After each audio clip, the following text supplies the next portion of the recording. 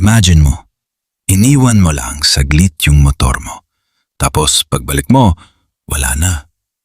Pero what if I tell you, may simple kang magagawa para maprotektahan ito na may kasamang alarm pa. Hey guys, today ipapakita ko sa inyo itong alarm lock. Isang simple pero powerful na security tool para sa motor, gate, or kahit anong gusto mong i-secure.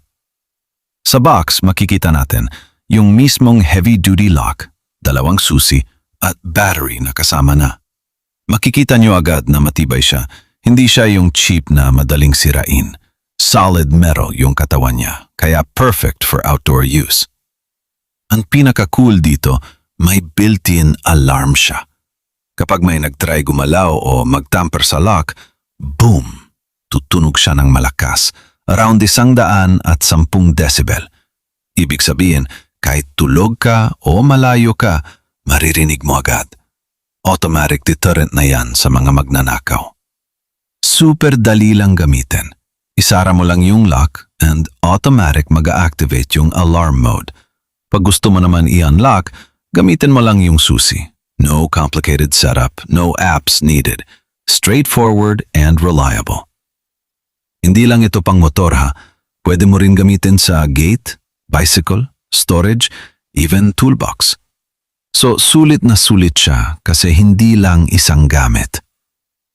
Imagine mo, nakapark ka sa labas ng mall or sa work. May nagtangkang galawin yung motor mo. Pag na-trigger yung alarm, automatic mapapansin agad ng mga tao.